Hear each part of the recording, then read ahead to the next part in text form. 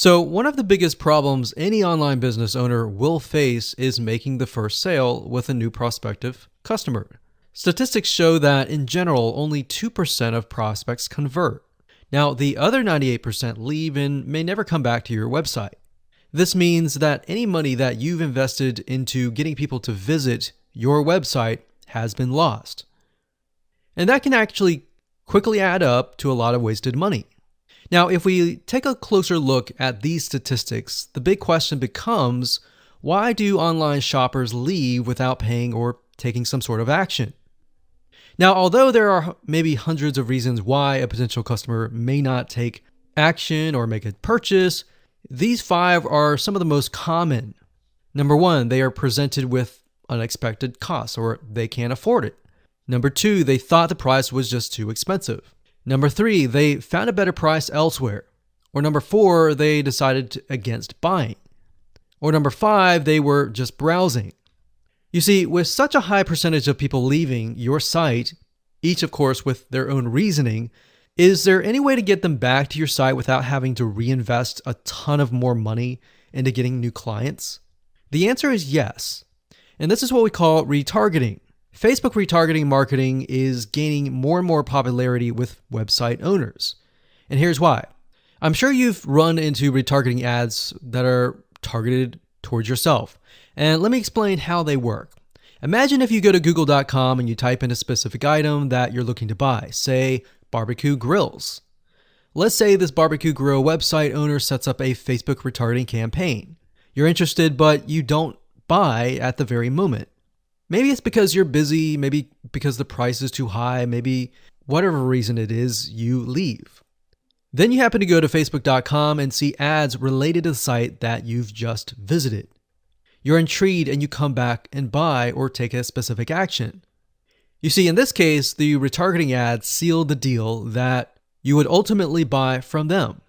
If you're still not convinced of the power of retargeting, then here's a specific statistic. You see, according to ComScore study, retargeting ads led to about 1,046 increase in branded search and about 726 lift in site visitation after about 4 weeks of retargeted ad exposure. That's a huge amount of people that otherwise would likely never come back to your website or your landing page. Now, the best news about this is that you can do it for your own website. So I'd like to introduce you to a 9-part video course that shows you how to do this step by step. So in other words, while 2% of your prospects may convert after viewing the website initially, the other 98% who may leave may never come back. So this video course is all about how to professionally use Facebook retargeting marketing to bring back about 98% and convert window shoppers into buyers. So I'm going to show you how to properly set this up and use the power of retargeting on the facebook.com platform. Now, here's a quick overview of what's inside this video course. Video number 1 is the introduction. We'll give you a quick overview of the course. We'll talk about how to get in the right mindset so that you start off strong. And then we talk about what tools and what things you'll need to have in hand to get started. Video number 2 is a visual mind map of the Facebook retargeting process. Before we jump in and show you how to set things up step by step, it's really good to get a bird's eye view or a general view of everything at once. So this is what this video covers. Video number 3 will talk about the visual mind map of real life scenarios. By giving you some real life scenarios or real life examples, what this does is it enables your mind to start moving, start jogging with ideas so that you can pick and choose which one you want to go with, and that you begin to understand the whole process of Facebook retargeting. Number 4, we'll talk about the Facebook pixel, what it is, why it's important, and how you can use it. Video number 5, we'll talk about adding the pixel to your website, whether you're using WordPress or ClickFunnels, Lead Pages, or any other landing page builder. Video number 6, we'll talk about pixel variables and settings, otherwise known as standard events. Video number 7, we'll talk about custom audiences, and of course, how to create custom audiences in video number 8. And of course, last but not least, video number 9, we'll talk about retargeting campaign setup. So we're going to take everything that you've learned up until this point and set up a campaign to show you how to implement and embed the custom audiences within that retargeting campaign. So if you're interested in how to create your own highly successful Facebook retargeting campaign, with that said, everything you need to know is right here inside this video course. Hello and congratulations on getting access to this video course on Facebook retargeting. Okay, so this is video number 1, which is the introduction and getting started. So before we get started, I want to give you a quick overview of what's inside this video course so you know exactly what to expect. So obviously this is video number 1. Video number 2 is going to be a visual map of Facebook retargeting. And what that includes is I'm going to show you how Facebook retargeting works. And a lot of times people jump straight into showing you how to set things up. But unless you really understand how everything fits together, what connects to what, and all of that, it's really going to become confusing. Because if you set things up like an email opt-in retargeting campaign or a blog post campaign or a purchase retargeting campaign, every one of those is different. So once I show you the basics via a visual map, that's when we show you some real life examples in video number 3. Of course, in video number 4, I'm going to talk about the Facebook pixel, what it is, why it's important, and how it's used. And of course, from that point, we'll move to video number 5 and talk about how to add the pixel to your website, whether you're using WordPress, ClickFunnels, Lead Pages, or any other landing page builder. Video number 6 will talk about pixel variables and settings, otherwise known as standard events, such as how do you tell Facebook that somebody has landed on your page, somebody has converted into a lead, somebody has added the product to their shopping cart. Maybe you want to find people who have added things to the cart but have not yet purchased so that you can show an ad to them, remind them that they are interested in that purchase, and perhaps give them some sort of discount as well. Video number 7, we're going to talk about custom audiences, which are essentially lists or segments of people that you have targeted. And when you create your Facebook ad, you can then target that specific custom audience and show that specific ad to that audience. And then of course, in video number 8, we'll have some practical application and show you how to create these custom audiences. And of course, last but not least, video number 9, we'll talk about retargeting campaign setup. All right, so let's talk about mindset, because I'm a big believer of having the right mindset before you get started. I want you to realize that you're not going to make a sale. You're not going to get leads right away just by setting up a Facebook retargeting campaign. Converting visitors really does take time.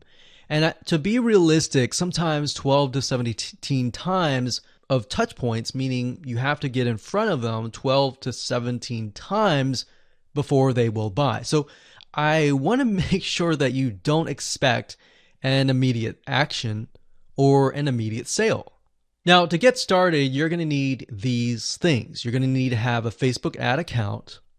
And in doing so, you'll also need to have a Facebook business account. And you can go to business.facebook.com to get access to a Facebook business account. Now, having a business account is separate from the Facebook ad account. You'll obviously need money for ads, realistically at least $500 or more. This is not free by any means, but it's a great way to test things and find results right away. You'll also need to have an idea of how you are selling your product or service in terms of your website, in terms of your funnel landing page setup, meaning how many pages do you have in your funnel? Do you have 3? Do you have 4? Do you have 5? How many? So you want to have an idea of that before you get started, because it'll start to make sense once I show you around. And of course, you'll need to have some sort of mind map or flowchart software. And the reason for that is it will help you be able to map things out, map your own plan of attack out, so that you will be able to successfully implement everything that we're teaching you. Hello and welcome back. This is video number 2, and in this specific video we're going to show you a bird's eye view of how Facebook retargeting works. So you may have a general idea of how Facebook retargeting works, but my goal here is to kind of give you a visual mind map of how all the pieces connect together. Because if I jump in and start showing you to do this, to do that, and I don't explain what things are and why things are important, I know that you will get confused, and I don't want to overwhelm you, so that's the goal here. So let's dive in. Obviously, this is going to be the visitor, and the visitor comes to a website, a landing page, whatever page that you want. Let's say that it is a blog post, and it could be a specific blog post. It doesn't matter. So they visit this blog post, and on the blog post, in order for us to know that they visited the blog post, there's going to need to be a piece of code. And that piece of code is called a Facebook pixel. Now, I'm not going to talk about that right now, but all you need to know is that the Facebook pixel tracks them. I'm going to talk briefly about the Facebook pixel later on because it can get kind of technical. So all you need to know right now is a piece of code that tracks them. It lets us know that they have visited this particular blog post.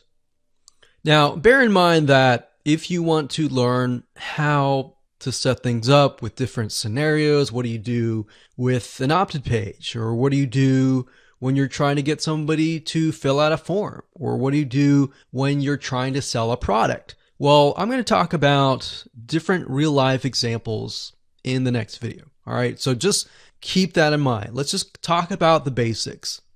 Okay, so from this point, let's say it's a blog post, and maybe in this situation, what we want to do is whenever somebody visits this particular blog post, we want to create an audience specifically for this. All right, so whenever somebody visits here, they are going to have the Facebook pixel there, and then this visitor essentially will be added on this part to a custom audience. All right. And don't worry, we're going to explain all of this later on. Now, this custom audience is going to allow us to say, okay, anybody who visits this page is now added to this audience here. Now, why do you need an audience? Well, you need an audience because when it comes to trying to put ads up, so let's put this up. Let's do a Facebook ad.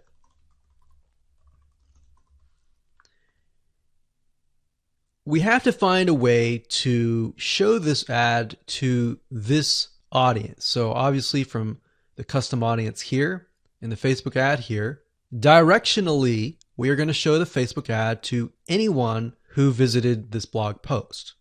So this is a very, very basic Facebook retargeting.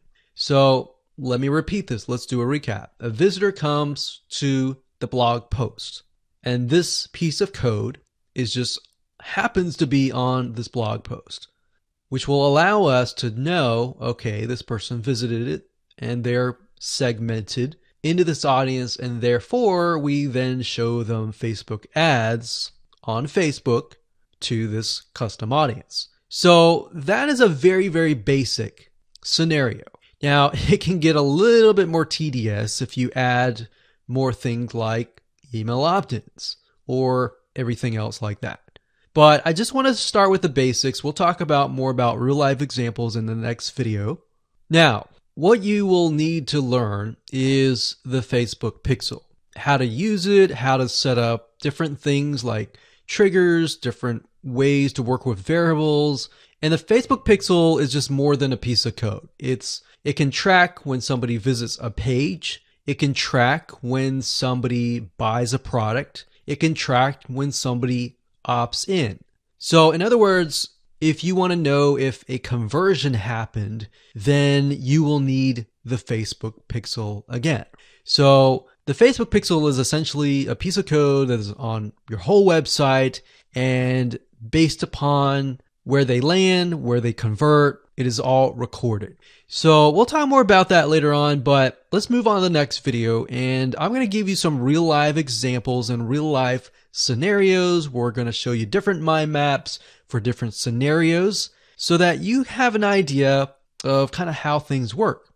Welcome back. This is video number 3, and as promised, I am going to give you some real life examples of different scenarios so that whether you're trying to build a list or whether you're trying to sell a product or whether you're trying to just brand yourself, different scenarios call for different setups and different types of campaigns. So we talked about the blog post earlier, and that's fairly simple. But let's say, for example, that you want to build a list. How do you set things up? All right. What if they don't opt into the list? How are you going to retarget them to get them to sign up for the list? So what you really have to do is you have to get an idea of what you want to achieve. What action do you want? Do you want an email? Do you want a sale? Do you just want to brand yourself and expose people to your awesome content? And there are other different scenarios as well. How do you get somebody to fill out a form? So how about we cover those right now? So let's do opt-in list. So let me jot this down so we don't forget. So we're going to cover next. So we covered blog post. We're going to cover email opt-in, a sale, and perhaps a branding. Yeah, we actually, blog post is actually branding. So branding. Now you could go further and show them ads of other related content as well. You could do that. But the goal here is to try to keep things simple. All right. We don't want to get too complex because, believe it or not, Facebook ads can get very, very complex. Funnels can grow and be extensive as possible, but let's keep the things simple.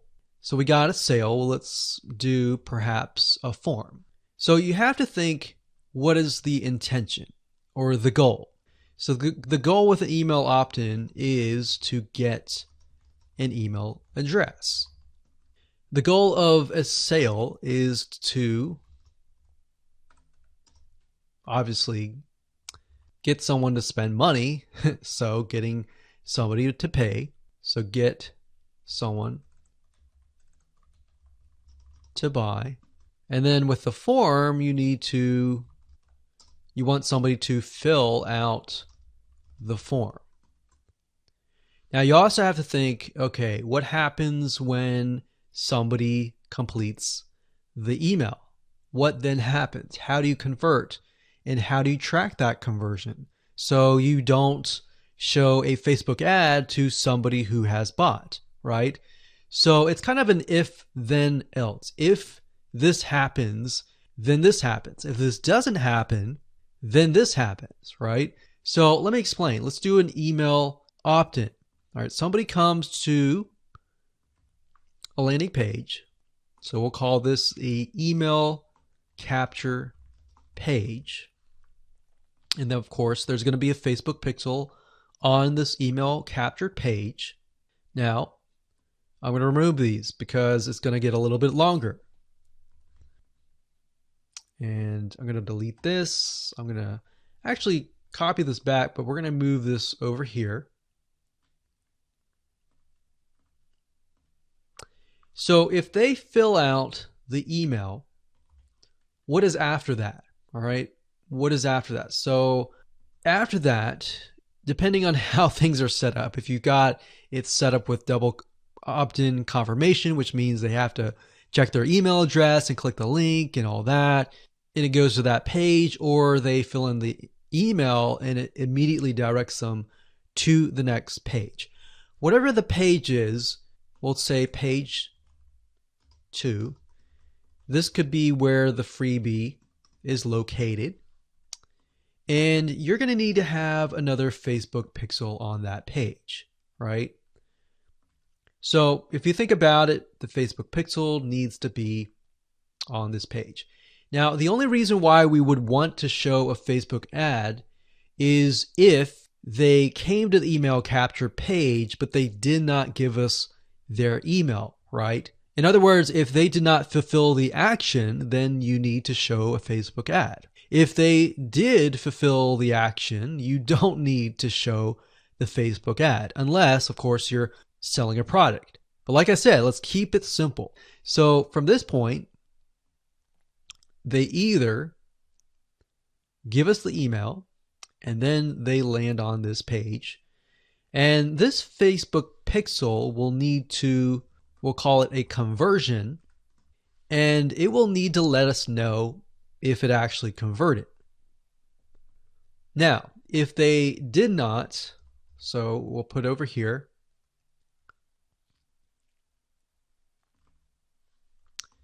did not give email.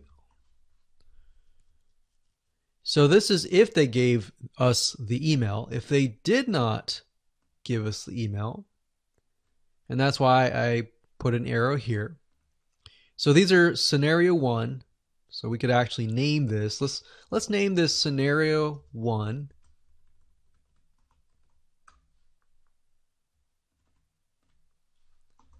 In scenario 2. And obviously scenario 2 doesn't have a page or anything. It's just merely they exited this specific page. If that's the case, we want to retarget them, right? So we are going to say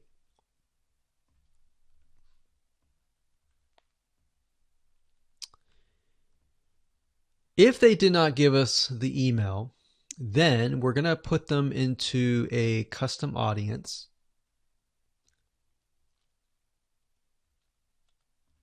So in certain respects, what this is going to do is if somebody visited this page, but they did not visit this page, then we put them in a custom audience. If they visited this page and this page, then we do not retarget them.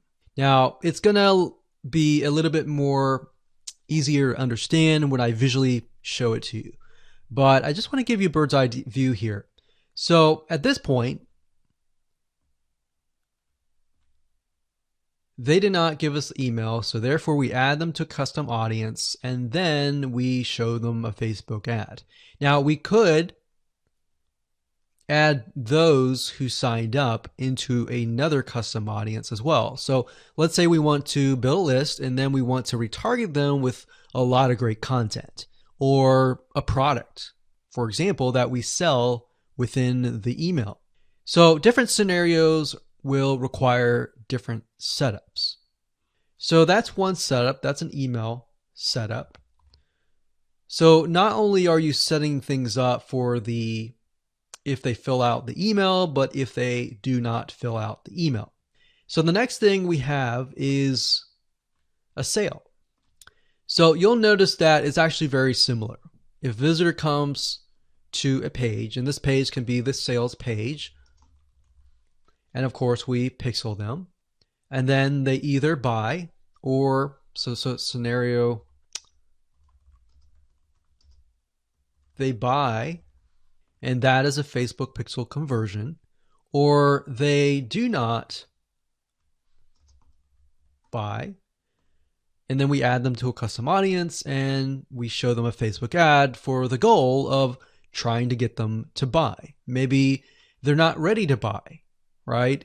So you could show a Facebook ad of free content that is related to the sales page.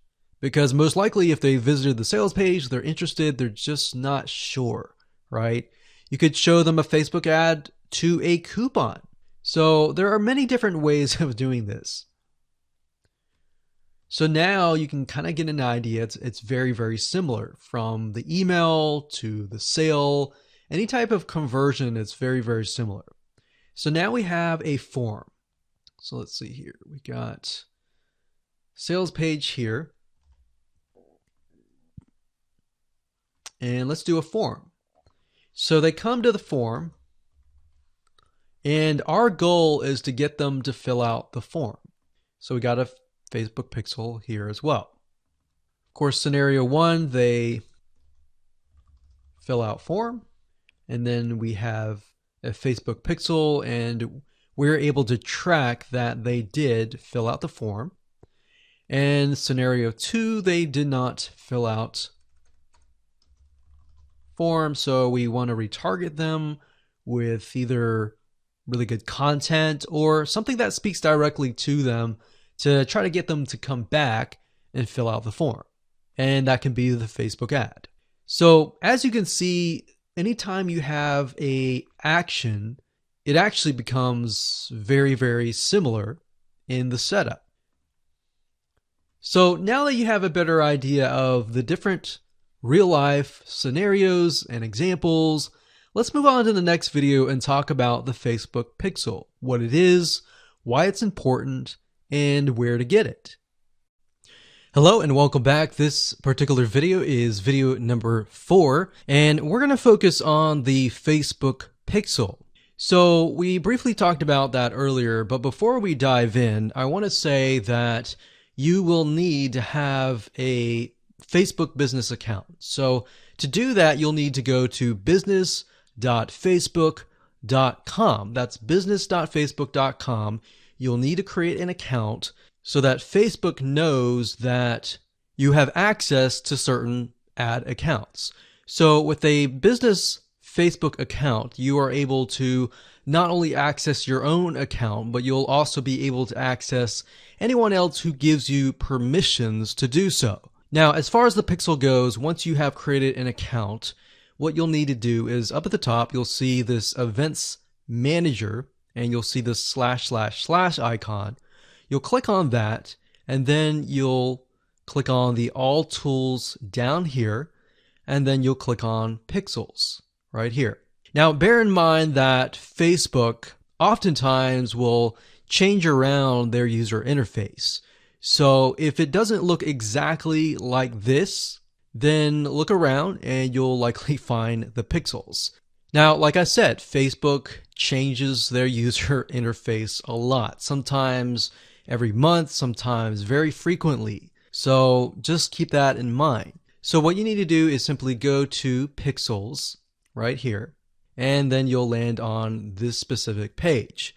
Now, as I briefly mentioned earlier, a Facebook pixel is merely a piece of code that you put on your website. And we'll talk more about how to add that to your website, what are best practices, and all of that. But basically all you need to know is the Facebook pixel is a very powerful piece of code that allows Facebook not only to see who visits your website, who converts into a sale, who converts into an email opt-in lead, who perhaps fills out a form, and more.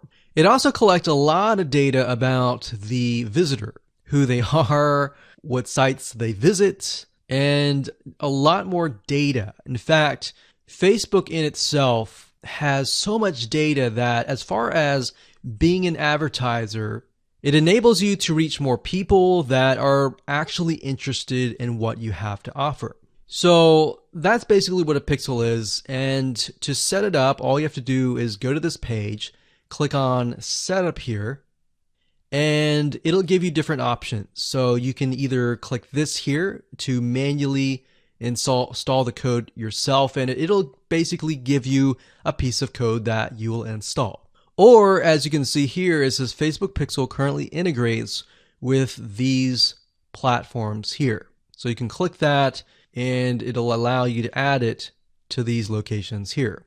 And if you are not a web developer and you have a web developer and you prefer to send that information to them, then you can click email instructions to the developer. Now, we're going to talk more about this in the next video on how to get the code, how to add that code to your website. If you're using a WordPress website, what kind of WordPress plugins should you use? And we'll talk more about that in the next video. Hello and welcome back. This is video number 5, and we're going to talk about how to add the pixel code to your website. Now, it's really going to depend on what kind of landing page creator you use, what kind of website platform that you use.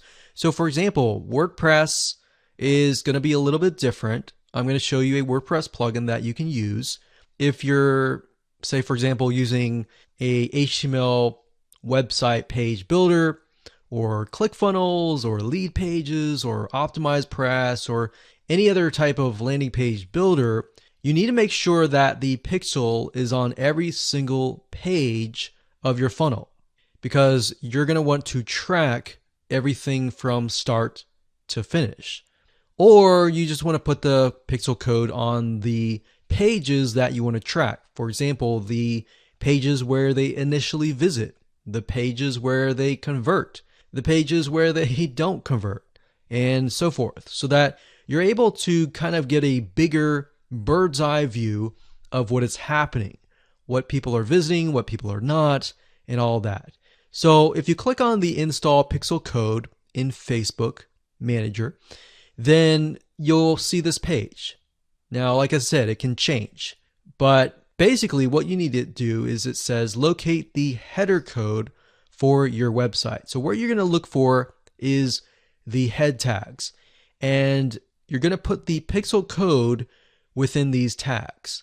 So like I said, it's going to differ based upon what kind of platform you use. But the majority of times, if you are using something like lead pages or ClickFunnels or something similar, then they will typically give you the option to add some sort of code to the head tag. So that's actually very easy to do. Now, when it comes to something like WordPress, you will want to add this code to a plugin. You could do that, or you could add it to the header.php template of your WordPress theme. So I'm going to show you different options that you can take, 2 different options for a WordPress site. But of course, if you're not familiar and this is a little bit overwhelming, you can always get a web developer to do this for you. It's really not hard to do once you understand the concept. So now let's talk about the WordPress plugin that we highly recommend that you use. We actually use this on a lot of our WordPress sites, and it's a free plugin. If you go to wordpress.org/plugins/pixel your site, as you can see here, or you can simply come here, click on plugins, and type that in here. That's fine as well. But this plugin is very useful, and it allows you to add your Facebook pixel to certain pages of your WordPress site. So it's a matter of just simply installing the plugin, grabbing your pixel code, and adding it to the settings area. So it's very, very easy if what we talked about before it seemed a little bit daunting. Now, once you have everything installed, the next thing you're going to want to have is you're going to want to install a Google Chrome extension called the Facebook Pixel Helper. And the reason why you want to install this is because you want to make sure that the web pages that you're inserting into Facebook actually have the Facebook pixel. You definitely don't want to assume that it is installed and set up your campaign, pay the money for the Facebook ads, and realize, oops, it's not there. So this is another free plugin for Google Chrome. And if you're using other things like Safari or Firefox, you can probably go and Google Facebook Pixel Firefox or Facebook Pixel Safari. But for Google Chrome, this is what we use. And all you have to do is install it. And as you can see down here, you're going to see this icon. And any web page that you visit in your funnel, if you click that, it should say that the pixel has been found. If it has not been found, you either need to reinstall it, showing what we talked about earlier with the WordPress plugin and all that, or even just hiring somebody who knows how to do that. And it's really not that hard. But this is going to make your life a lot easier. So again, go to Google, type in Pixel Helper Chrome extension, and you'll get this right here.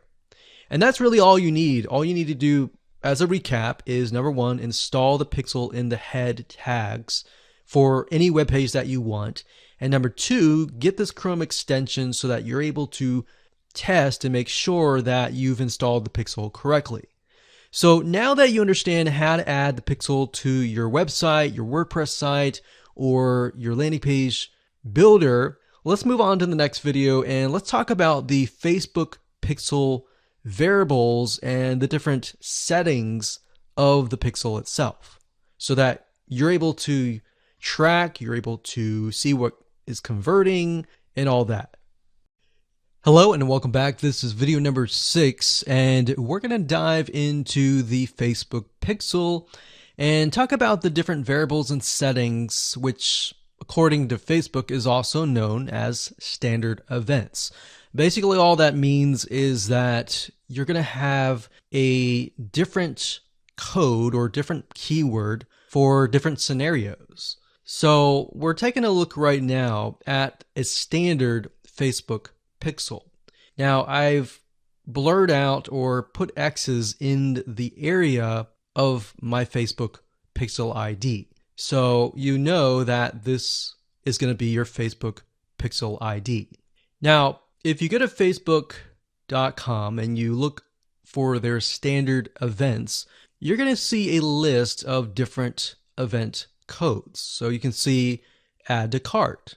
This can track anytime somebody adds an item to the cart. So if you're selling maybe physical items or e-commerce or even digital items and they add it to the cart, you want to use the standard event code here. And what that means is you are going to take this code and put it in your pixel code, and then you're going to put that code on that page. You have another one called add payment info. This tracks when the payment information is added in the checkout flow. So you're going to add that to that specific page. Now, some of these will relate to you, some of them will not. So you can see complete registration. This is great for if somebody is trying to fill out a form and you're trying to get them to fill that form out and you want to track, did they fill that form or not? If they didn't, then this code would not be triggered. If they did, then of course they would land on the page after they fill out the form and you would put that code on that page. We can see contact, which is if they went to a contact page and they contacted you, you could put that on the code and on that specific page. So as you can see, there are tons and tons of different standard events that relate to different actions. So we have donate, we have find location, we have initiate checkout, we have lead. Lead is whenever somebody signs up on your email list. Or they could be a form submission. They could sign up for a trial. They could land on a specific page where you would deem them to be a lead. And you would use that code right here. And then we have purchase. They also have a code for that and a value. So if you're using USD in the United States of America, and you would put the number here. So if it was $47, you would put 47.00 USD. If you were not using USD and you were using your own country's money symbol here, it could be Canadian, it could be AUS for Australia, you could put that here. And then we have schedule, we have search, we have start trial, we have submit application, we have subscribe, we have view content. So view content could simply mean they're viewing a special piece of content. So it could be something like the blog post, right? So we could send them to the blog post. You would make sure that the pixel code has this specific code in it. So why don't we go back to the pixel code and let me show you what you need to do. So let's say, for example, view content. So you're going to highlight this, click copy, and then you're going to go back to the pixel code here. And the only item that you want to change is this item here. So where it says FBQ, parentheses, track, comma, page view, we're going to remove that and then we're going to put that here. So in this case, it's view content and page view is going to be removed. So what we're going to do now is we're going to take this code and put it on the special piece of content page where we want to track it. Now, if it's a lead, we simply remove this and type lead. Now, when you run your Facebook ad campaign, what's going to happen is in the campaign, you'll see these keywords. So you can also put your own keyword as well. And it's going to tell you the keywords, how many people visited it, and all that. And you yourself will know, okay, so this many people out of 100 people came, 10 people, 10% became a lead. So you'll see leads 10. And that will give you an idea of what is actually converting. So let's do something else. Let's go back up here and let's do purchase. So we're going to copy this. We're going to go back here. And instead of a lead, we're going to copy and paste this here. It says track purchase value. Let's say it's $47, and that's all you need to do. And you're going to need to take this piece of code and put it on the page that they see after they purchase. So whatever page that they are sent to or redirected to immediately, you need to put that piece of code on that page. Now, let's say, for example, that we have a funnel and the funnel is an opt-in page. So in that case, the opt-in page is going to have a pixel code and the track will be something like this.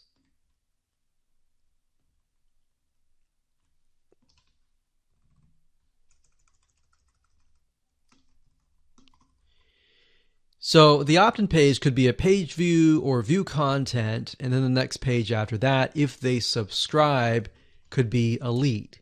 So throughout your funnel, you have different steps, you have different pages, and on those different pages, you'll have different pixel codes.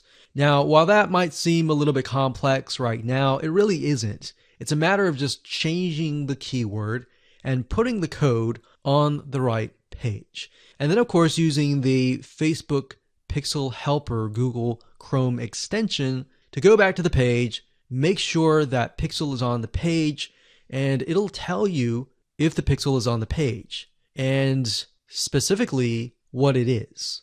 So if it's a lead, it'll show a lead. If it's a purchase, it'll show a purchase. And it really is quite easy once you get the hang of it. So with that said, let's move on to the next video. Hello and welcome back. This is video number 7. Let's talk about custom audiences. Now, when I showed you the visual mind map of how everything works and the different scenarios, we talked about custom audiences being an ad targeting option that lets you find people who either took an action or either didn't take the action that you wanted. So as you can see here, according to Facebook.com, a custom audience is an ad targeting option that lets you find people who already know your business on Facebook. So with that said, to get here, all you have to do is up the top, click this, and then click audiences. And then you'll see a drop-down menu that says create custom audience, and you want to click that. Now you will see an option on creating a lookalike audience, but that's not what we're going to do. You don't really want to create a lookalike audience until you have run enough Facebook ads and you've collected a certain amount of data to know that the lookalike audience is correct. So what is a lookalike audience? A lookalike audience, according to Facebook, is, let's say we run 1,000 people to an opt-in page. And out of 1,000 people, we have about 100 people who opt in. Now, out of the 100 people that opt in, we want to figure and reach similar people based on the 100 people that converted. So what you can do is you can create a lookalike audience with Facebook. And what Facebook will do is it'll go out into the database and find people that are very similar to the people that have opted in. Now, that is super powerful. No other platform can do that. So what you're really doing is you're tapping into Facebook's database according to the data that you have found and comparing and finding people that are similar. You could do that with a purchase. Maybe you have 1,000 people that visited a sales page, and out of those people, we have eventually 100 people that buy. So we want to find 100 people that are similar. So that's what a lookalike audience is. Now, what we want to do in this specific retargeting campaign is to create a custom audience. So these are the different custom audiences that you can create. Now, I'm not going to talk about how to create one just yet. We'll talk more about that in the next video. But as you can see here, as far as custom audiences go, you can find, let's say, for example, an email list of your customers or your subscribers and upload them here. And then you can retarget them. So maybe somebody opted in for a freebie. You could upload that here and you can retarget them and try to get them to purchase a product that might be similar to what they signed up for.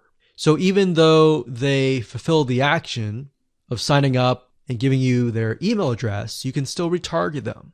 They're still potential buyers. Website traffic, you can create a custom audience based upon people who visit your website.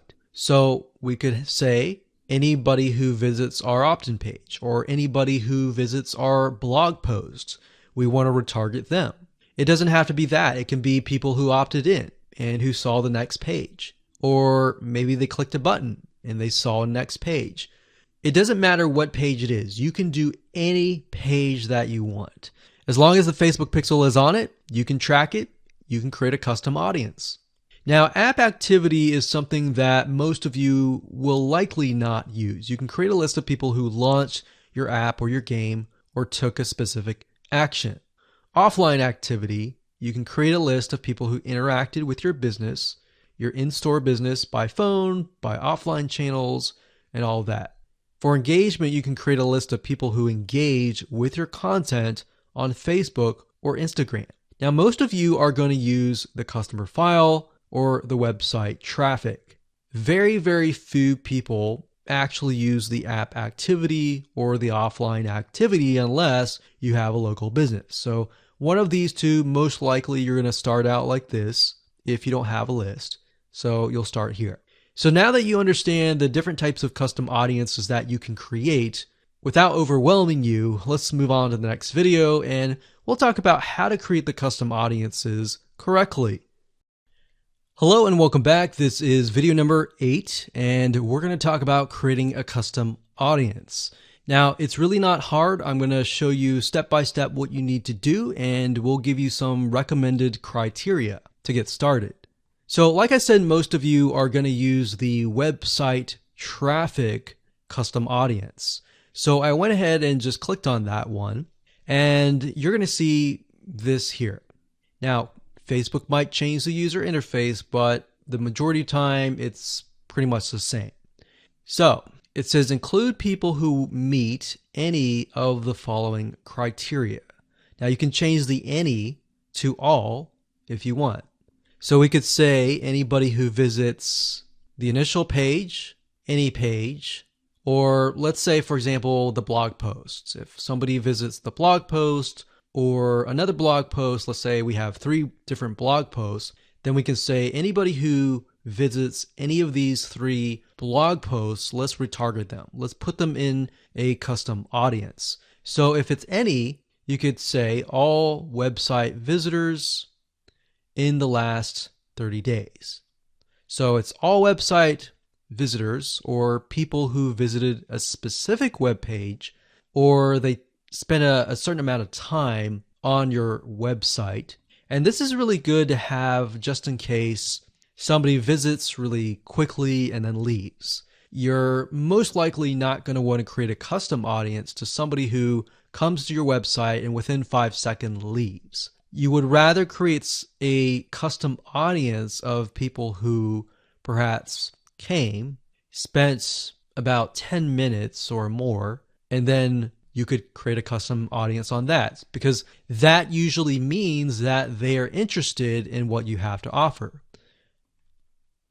So you could do that. You could do, specific events like page view, general event, view content, or purchase. Now, if it's a specific web page, then you're going to want to enter the full URL, or what you could do is you could say anybody who visits a specific web page that has the keyword blog in it or paint, something like a keyword. Now, what I would recommend is to enter the full URL right here. So you could have one here, you could include more, like so. So you could click that and include more and more and more. Or you could say something like include people who meet all. So they have to have visited blog post 1, 2, and 3 in order to be considered part of that custom audience. Now, what we found over the years is the more specific, the better. If you can get a custom audience for a very specific page, then when you create a retargeting ad, you will be able to talk to them very specifically. It becomes a problem when you become too general and the Facebook ad is too general and it doesn't really meet the specific needs of that visitor, if that makes sense. Now, another question that you might have is, well, out of the 30 days, do I want to do 30 days, meaning anyone who visits the specific page in the past 30 days is going to be inside of this custom audience? Now, the maximum time is 180 days, so you could do 180 days. But I am going to warn you because the majority of people who come to your page are not going to remember you past 7 days. So, keeping that in mind, you may want to stick with 30 days or less. And if you think about, if you go to a web page, a lot of times you're not even going to remember it even 30 days down the road, unless it's a review page for a product that they are interested in or a product that they might be going to buy. So it really depends on the specific page that they have visited. Maybe they clicked add to cart, but they did not purchase. If that's the case, they're most likely going to remember it. But past 30 days, that becomes an issue. And if that becomes an issue, your conversions are not going to be there and they might click spam, which can actually hurt your Facebook ad. So bear that in mind whenever you're creating these custom audiences. Now you can also exclude. So you could say anyone who visits these pages, but I don't want to include maybe the third blog post. So I want to say anyone who visits the first 2 blog posts, but we're going to exclude the third one. You click exclude and you simply do the same thing and you enter the web pages there.